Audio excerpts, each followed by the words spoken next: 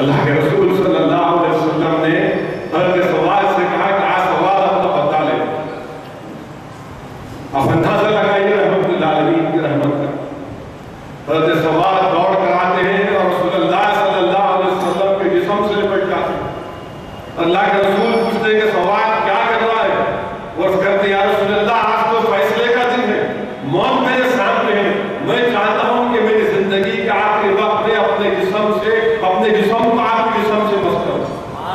عزیزان ملت اسلام ہے، یہ صحابہ کرام کی محبت، یہ صحابہ کرام رضی اللہ تعالیٰ عنہ کی محبت۔ اللہ کے رسول صلی اللہ علیہ وسلم حضرت عکاشہ کر کے یا رسول اللہ میری تلوار ٹوٹ گئی، کس سے مقابلہ کروں؟ اللہ کے رسول صلی اللہ علیہ وسلم ایک کھجور کی لکڑی پھینکتے، عکاشہ جاؤ اس سے مقابلہ کرو۔ وہ یہ نہیں بولتے کہ رسول اللہ یہ لکڑی ہے یا میری تلوار ٹوٹ گئی، آپ اس سے مقابلہ کرنے کے لیے بولتے۔ اللہ کے رسول سے اتنی محبت، اٹوٹ محبت کہ آقا نے کہی جائے کہ اس سے مقابلہ کرو، لے کے دوڑتے، یہ بھی نہیں دیکھتے کہ کیا ہے، پکڑ کے دوڑتے ہیں تو وہ تلوار بن جاتی ہے۔ وہ جنگ بدر میں تلوار بن جاتی ہے اور اس کو تاریخ میں اوم کا نام دیا گیا۔ حضرت عکاشہ کے ساتھ ان کی زندگی بھر ساتھ رہی اور وہ شہید ہوئے اور وہ انہیں کے ساتھ ہی تلوار نکلی۔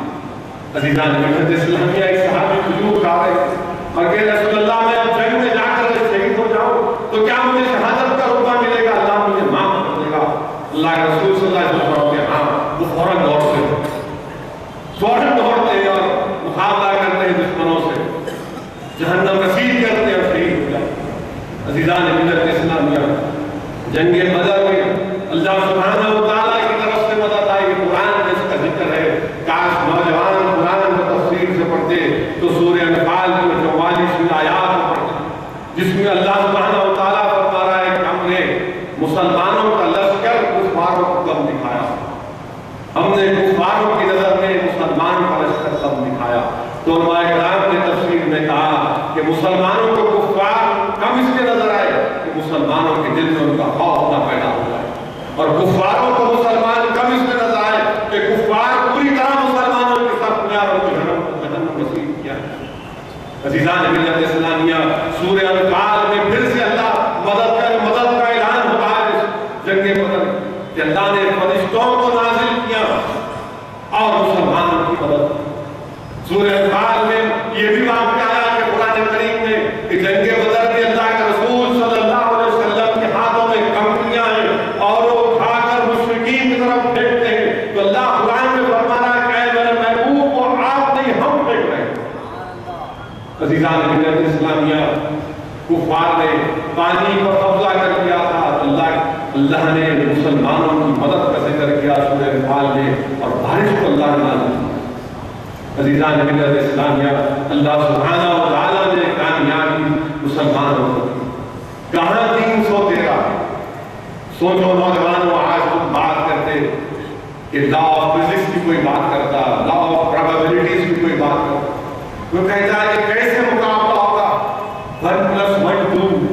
میرے عزیز دوستو یہ 1+1=2 میتھمیٹکس کی تک اچھا ہے، مگر جب دشمن سے مقابلہ کا وقت آتا تو ایمان کو مضبوط کرنا پڑے گا۔ یہ نہیں دیکھنا کہ دشمن کتنا طاقتور ہے، یقیناً تدبیر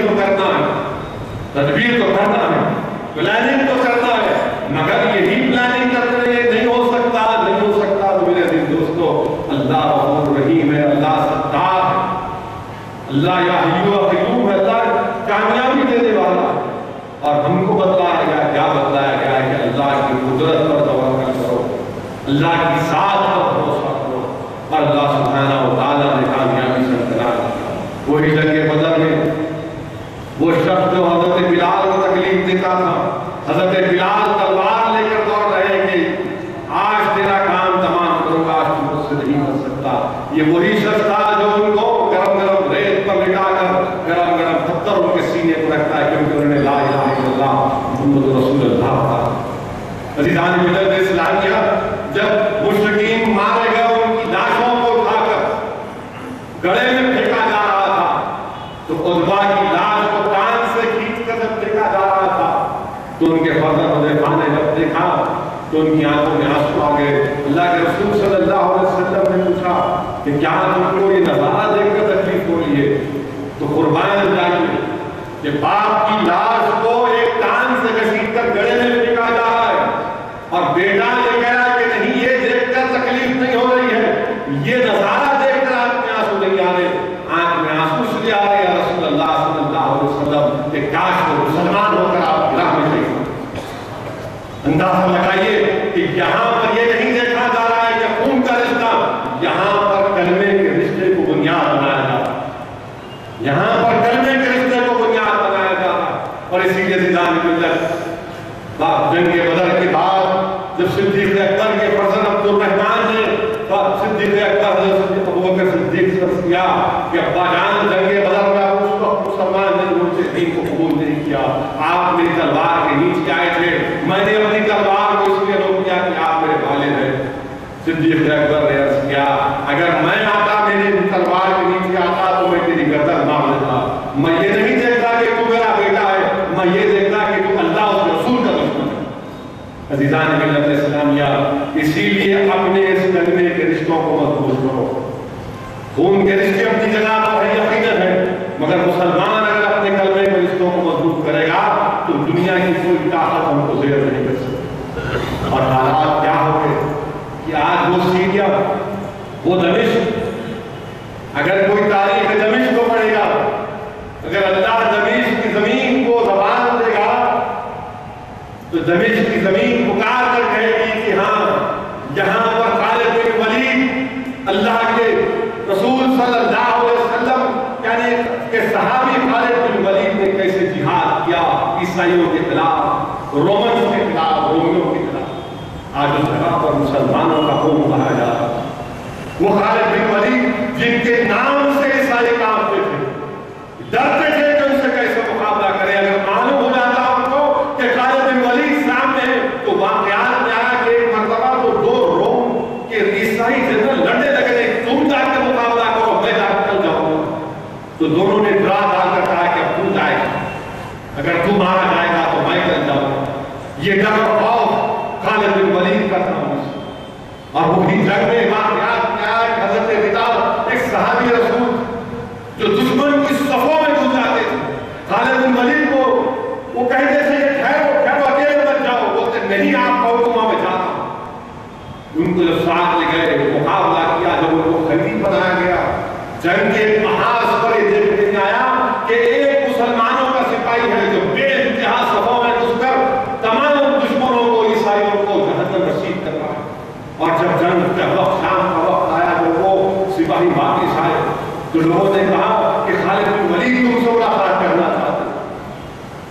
وہ کچھ نہیں کہتے، جب روک کر ان کا ہاتھ پکڑ کر ان سے پوچھتے کہ تم کیوں جواب نہیں دیتے، تو اندر سے عورت کی آواز کہ میں حیا ہوں، حیا بھی کوئی چیز ہے، میں خاتون۔ پوچھتے کون ہے آپ؟ تو کہتے ہیں میں کہ وہ صحابی رسول حضرت رضا کی بہن ہوں جو اپنے بھائی کو قیدی بنایا گیا، اس کی تلاش میں ہے۔ کیا آپ کو معلوم کیا یہ جنگ میں تھے؟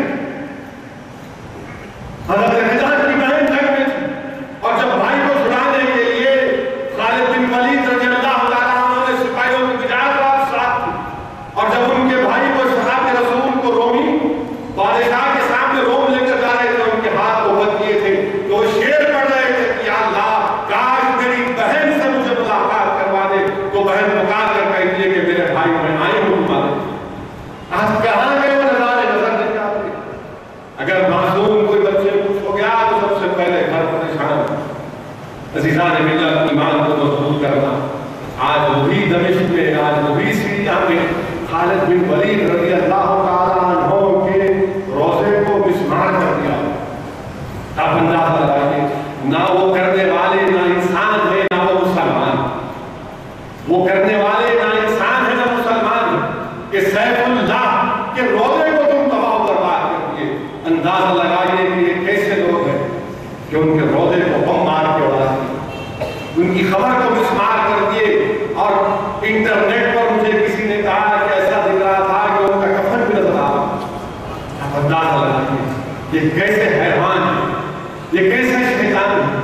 اور نہ صرف یہ بلکہ رسول اللہ صلی اللہ علیہ وسلم کی نوازی کے روزے کو مسمار کر دیا، حضرت سیدہ زینب کے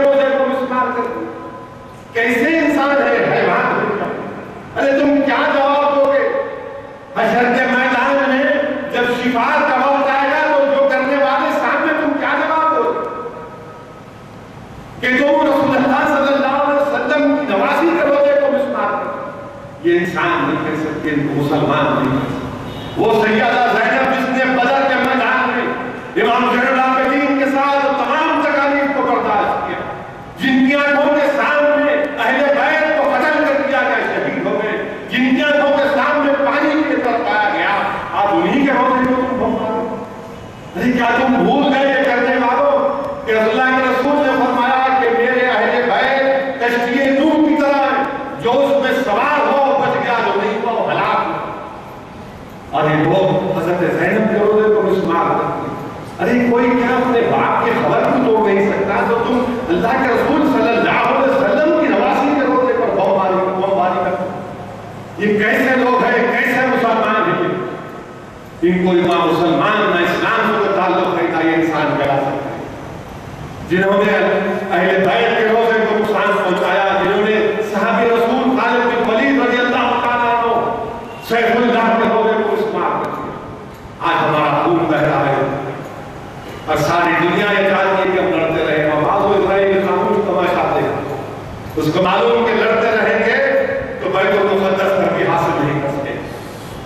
یہ لوگ لڑتے ہیں، مان رہے ہیں دوسرے کو، اور لڑانے والے شیاطین خوش ہیں، یہ بڑے بڑے طاقتور ملک خوش ہیں کہ نہیں ہماری آئیڈیالوجی تمہاری آئیڈیالوجی کا غلبہ مگر نقصان مسلمانوں کا، تم صحیح ہو صحیح، نقصان مسلمانوں کا۔ اور وہاں پر مسجد اقصی کی بازیابی گزرے خاموش پڑی ہوئی ہے، یہودی بھی اسرائیل میں خوش ہے، فلسطینی پریشان ہے، عالم اسلام پریشان ہے کہ کیا ہوگا۔ اسی لیے عزیزان ملت ہم کروانے کی کوشش کی جا رہی ہے۔ میں آپ کے حافظ کو تازہ کرنا چاہ رہا ہوں۔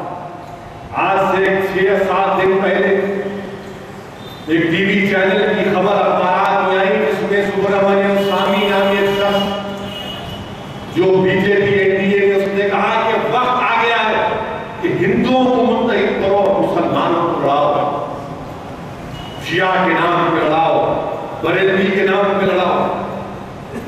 عزیزان ملت سوچ لیجیے آپ، یہ دشمن اپنی سازش، اپنے عزائم کا کھل کر بیان کر رہا ہے۔ کوئی دشمن اپنے عزائم کو کھل کے بیان نہیں کرتا، یہ اس کی زبان کی بے خوفی کہیے یا پھر اللہ کی طرف سے ہم کو متربع کیا جا رہا ہے کہ ہوشیار ہو جاؤ۔ دیکھو یہ لوگ تم کو اس طرح بانٹنا چاہتے ہیں، دیکھو تم کو اس طرح سے کمزور کرنا چاہتے ہیں۔ اختلافات ہمارے ہیں ہو جائیں گے، مگر اختلافات اس حد تک نہیں جا سکتے کہ ہم کو کمزور کر دیں۔ ہم تباہی اور بربادی تک اس اختلافات کو نہیں لے کر سکتے۔ یقیناً الگ الگ ہو سکتے ہیں، مگر اس کا یہ مطلب نہیں ہے کہ دشمن ہم پر حاوی ہو جائے۔ اس کا ہرگز یہ مطلب نہیں ہے کہ وہ ظالم گجرات کا مودی ہم پر حاوی ہو جائے، اس ملک کا وزیر اعظم بن جائے، ہمارے صفوں میں اختلاف ہو، ہمارے صفوں میں بانٹ دیا جائے، خانوں میں ہم کو بانٹ دیا جائے۔ اسی لیے میری دوستو، ان تمام سازشوں کو سمجھنے کی بہت ضرورت ہے۔ یہ لوگ ہم کو کمزور کرنا چاہتے ہیں، یہ لوگ ہم کو نقصان پہنچانا چاہتے ہیں، اور اللہ سبحانہ و تعالیٰ ضرور اپنے حبیب محمد مصطفیٰ صلی اللہ علیہ وسلم کے صدقے طفیل میں اس ظالم سے اللہ ضرور بدلا لے گا، اور ہم آقا کے غلاموں کے غلام جمہوری انداز سے اس سزا دلا کر رہیں گے جس نے اپنی تمام حکومت کے ذریعے ہماری خون سے اس گجرات کی سرزمین کو ڈال دیا۔ اور وہ کہتا ہے کتے کے بچے برقع۔ عزیزان ملت، انسان کی سوچ کا اندازہ اس کے الفاظ سے ہوتا ہے، انسان کی سوچ کا اندازہ اس کے الفاظ سے ہوتا ہے۔ جو ہندوستان کا وزیر اعظم بننے کا خواب دیکھ رہا ہے، وہ مسلمانوں کو کتے کے بچے کہہ رہا، اور کہہ رہا کہ قید کے نیچے آ کے کوئی مر جاتا ہے تو تکلیف ہوتی۔ آپ اندازہ لگائیے عزیزان ملت، جب یہی گجرات کی سرزمین میں میں گیا تھا، کئی لوگ حیدرآباد سے گئے، کئی تنظیم کے لوگ گئے، ہم نے جا کر دیکھا کہ اس تباہی و بربادی آج بھی ہم نہیں بھول سکتے۔ وہاں پر خون کی ہولی کھیلی گئی، مساجد کو شہید کیا گیا، اولیاء اللہ کے آستانوں کو مٹا دیا گیا، 1.5 سال تک 1.5 لاکھ مسلمان ریفیوجی کی زندگی گزار گئے۔ آج وہ کہہ رہا ہے اور پھر برقعے کی بات کرتا ہے، اور پھر ایک مسلمان کانگریس کے شکیل احمد کہتے ہیں کہ گجرات اور بابری مسجد کی وجہ سے دہشت گردی میں اضافہ ہوا، ان کا نہیں بلکہ نئے جارشید اس پر تو فاصلہ حقیقت ہے یہ۔ کیا بابری مسجد کی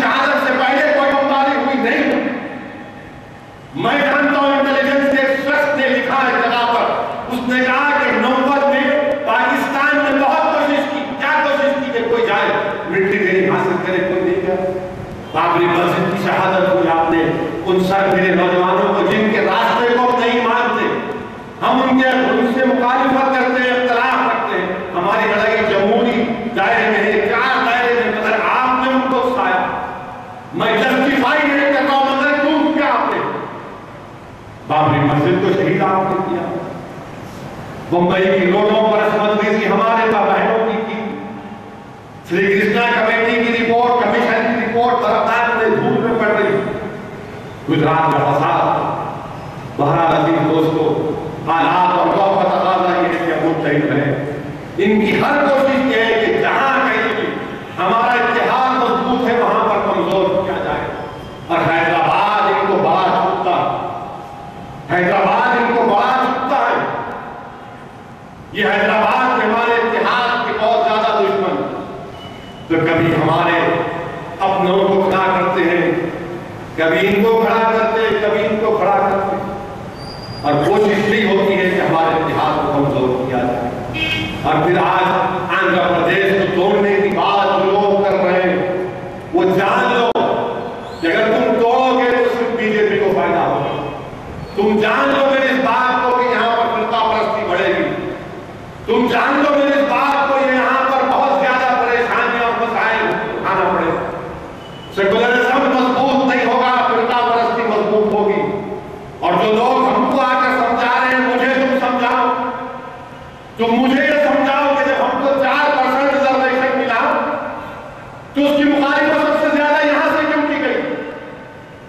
کیا نام لے کر بتاؤں جن لوگوں نے مخالفت کی ان کا ایڈریس کیا تھا؟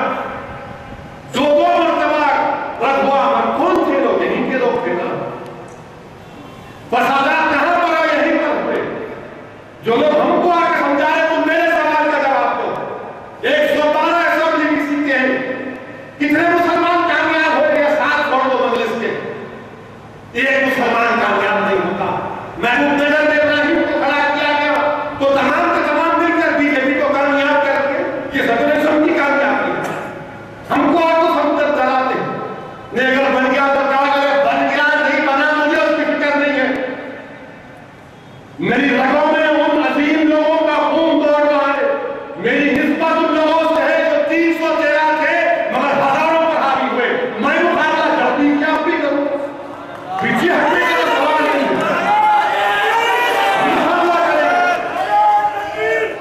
چاہے کوئی ہم کو کتے کا بچہ بولے، چاہے کچھ بھی کرے، یقیناً ہم مدینے کے آقا کے اس در کے کتے ہیں۔ یقیناً ہے ہم کو جو اعزاز ہے ہمارا، ہم کو اس میں کوئی غم نہیں ہے، مگر یہ لوگ ہم کو مٹانے کو آئے اور ان کے کام میں آسانی پیدا کرنے کے لیے ریاست کو توڑا جا رہا۔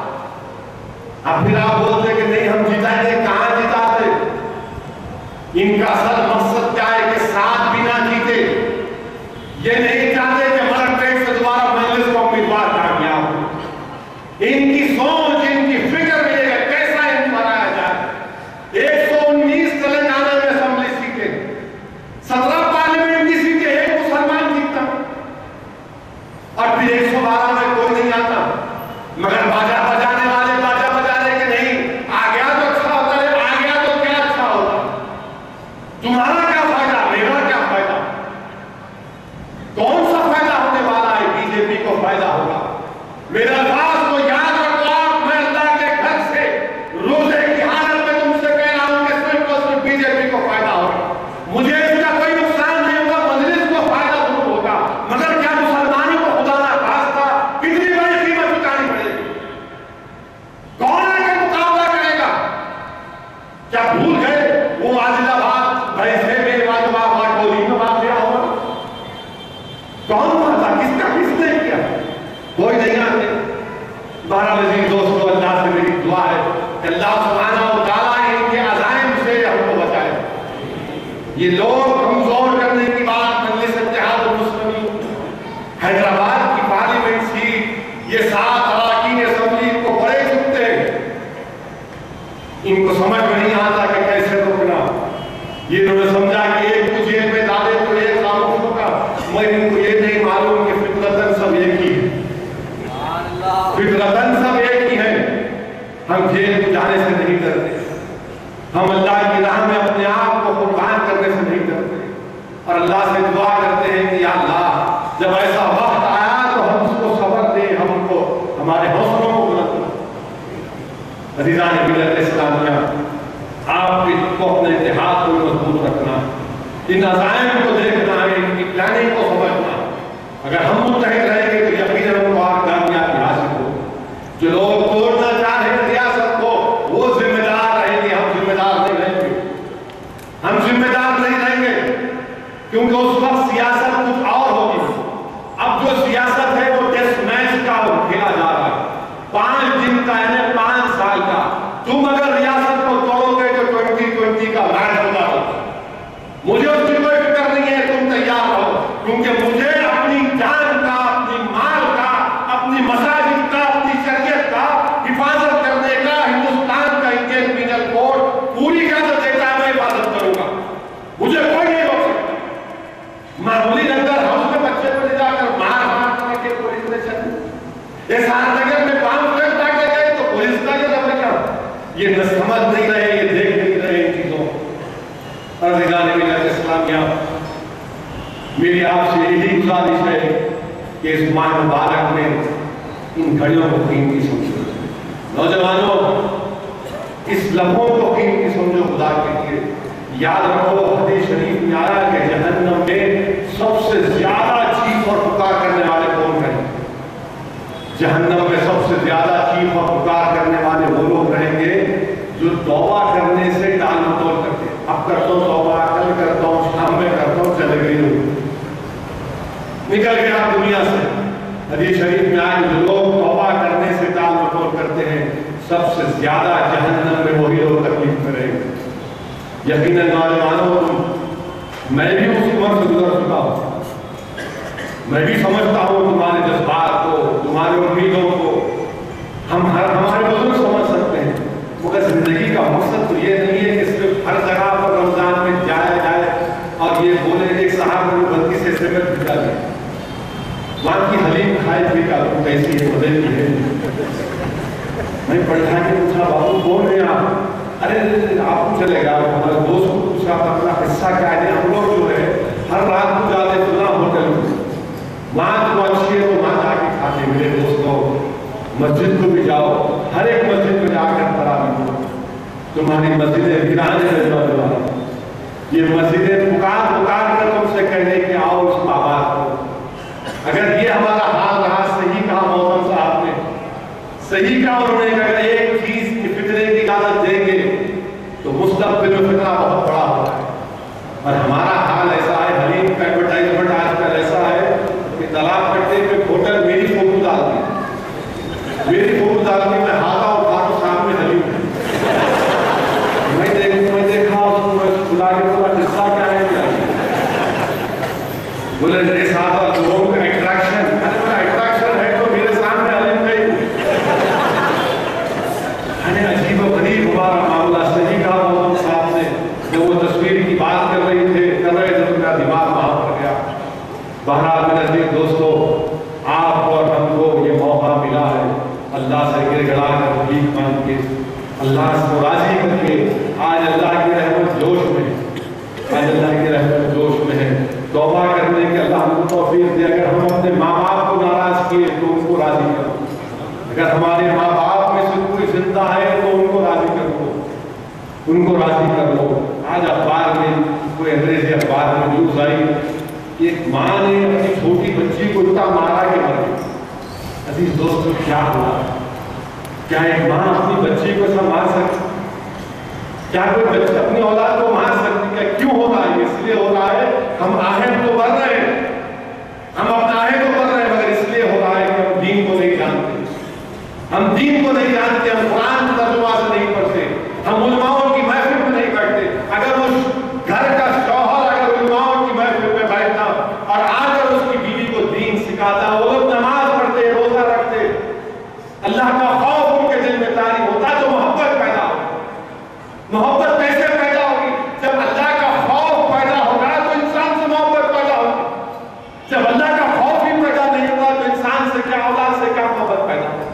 آپ اندازہ لگائیے کہ مار مار کے اس ماں نے اپنی بچی کو مار دیا، 5 یا 6 25 سال آپ بتائیے کیا جواب دیں گے مغیار کے سامنے کہ رمضان کے مبارک مہینے میں ایک مسلمان عورت نے اپنی بیٹی کو معلوم ہے اور اب جا کر دیکھو اس کو دیکھو گھر کا کوئی نماز دے کوئی دین سے تعلق نہیں اور یہ حال غریب بول کے نہیں ہے پیسے والوں کے گھروں میں بھی یہ حال اللہ ہم تمام کو توفیق دے اللہ ہم تمام کو توفیق دے کہ ہم اللہ کی بارگاہ میں رسول اللہ صلی اللہ علیہ وسلم کا وسیلہ لے کر توبہ کریں اور اللہ سبحانہ و تعالی ہماری توبہ کو سرکار دو عالم صلی اللہ علیہ وسلم کے صدقے میں قبول کر لے اللہ ہماری توبہ کو قبول کر لے اللہ ہماری عبادتوں کو قبول کر لے اللہ سبحانہ و تعالی ہمارے ماں باپ کی عمر دراز فرما جن کے ماں باپ نہیں اللہ ان کی مغفرت فرما دے پروردگار رسول رحمت کے صدقے میں ہم تمام کی مغفرت فرما دے اس مغفرت کے میں اللہ ہم کو توفیق دے کہ ہم رمضان کے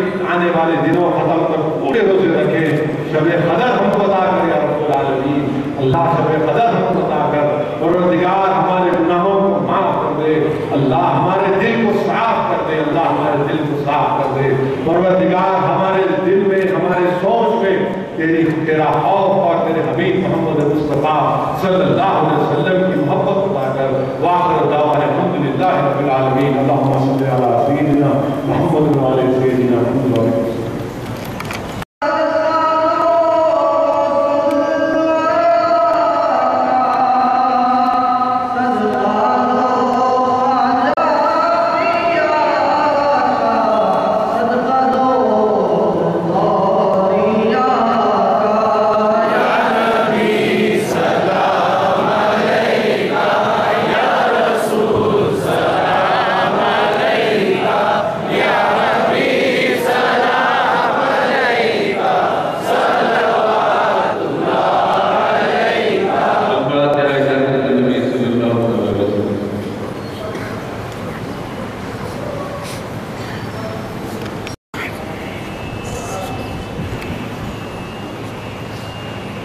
إن الله وملائكته يصلون